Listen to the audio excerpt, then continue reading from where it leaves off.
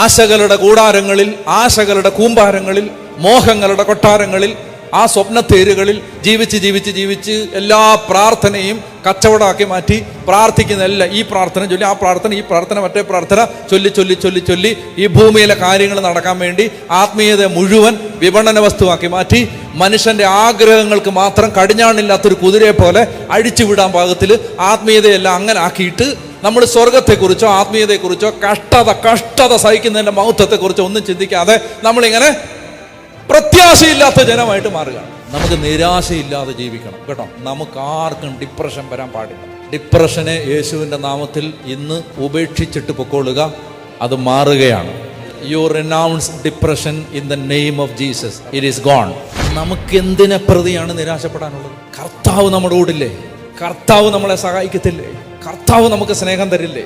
കർത്താവ് നമ്മളെ കൈവെള്ളയിൽ എടുത്തുകൊണ്ട് നടക്കില്ലേ? കർത്താവ് വേണ്ടതെല്ലാം തരില്ലേ? ഒരു അല്പകാലത്തേക്ക് നമുക്ക് ഇത്തിരി വിഷമുണ്ടെങ്കിൽ കർത്താവ് അതിലൂടെ നമ്മളെ എടുത്തോണ്ട് പോവില്ലേ? ഇന്ന് നമ്മൾ കണ്ടുമുട്ടുന്നതിൽ 90% വേഗം മുറിവേൽക്കുന്ന മനുഷ്യരാണ്. പെട്ടെന്ന് ഈഗോ ഹേർട്ട് ചെയ്യുന്നവര്, പെട്ടെന്ന് ഒഫൻഡഡ് ആവുന്നവര്, പെട്ടെന്ന് വയലന്റ് ആവുന്നവര്, പെട്ടെന്ന് കോപിക്കുന്നവര്. എന്തെങ്കിലും ഒരു ചെറിയ കാര്യം കേട്ടാൽ മതി അവര് തീർന്നു. ഈ ജനത്തിന് പ്രത്യാശയില്ല. കഷ്ടതകളിൽ അഭിമാനിക്കാനുള്ളൊരു വകുപ്പില്ല. കഷ്ടപ്പാട് വരുമ്പോഴും നേരെ നിൽക്കാനുള്ള ചങ്കൂറ്റം ഇല്ല. എവിടുന്നെങ്കിലും പിശാച് വന്നൊന്ന് മാന്തിയിട്ട് പോയാൽ പിന്നെ 15 ദിവസത്തേക്ക് കാണത്തില്ല. തോറ്റുകൊടുക്കാത്ത ഒരാത്മവീര്യം ഈ കാലഘട്ടത്തിൽ ദൈവമക്കൾക്കുണ്ടാവണം. ചെറിയ പ്രതിസന്ധികളല്ല നമ്മളെ കാത്തിരിക്കുന്നത്. അതുകൊണ്ട് ഈ ജനത്തിന് പ്രത്യാശ നഷ്ടപ്പെട്ട ജനമാണിത്.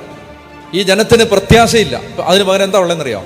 വചനം പറയുന്നു, പ്രത്യാശ ഉറപ്പുള്ള നങ്കൂരം പോലെയാണ്. ആങ്കർ ഓളങ്ങളിൽപ്പെട്ട് ഉലയാതെ കപ്പലിനെ കടലിന്റെ അടിത്തട്ടിലേക്ക് ചേർത്ത് ബന്ധിച്ച് ഉലയാതെ മറിയാതെ നിർത്തുന്ന നങ്കൂരം.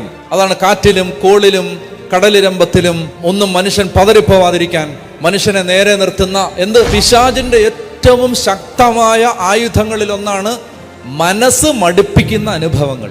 മനസ്സ് മടുപ്പിക്കും. എന്തെങ്കിലും ഒരു നന്മ ചെയ്യാൻ ഇറങ്ങിയാൽ അതൊരിക്കലും ചെയ്യാൻ പറ്റാത്തതുപോലെയുള്ള അനുഭവങ്ങൾ അപ്പുറത്തുനിന്ന് കിട്ടുമ്പോൾ മനസ്സ് മടുക്കും. ഒരു ദൈവ മനുഷ്യന് നേരെ നിൽക്കാൻ പറ്റണമെങ്കിൽ അയാൾക്ക് എന്ത് വേണം? ആശ വെക്കുന്നത് മനുഷ്യരിലാണ്, പ്രത്യാശ വെക്കുന്നത് ദൈവത്തിലാണ്.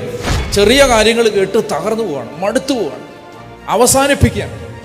ഇനി ഞാൻ ഒന്നും ചെയ്യത്തില്ലെന്ന് പറയുകയാണ്. തോറ്റു കൊടുക്കരുത് സാത്താൻ്റെ മുമ്പിൽ. എല്ലാം ഇട്ടിട്ട് പോകരുത്.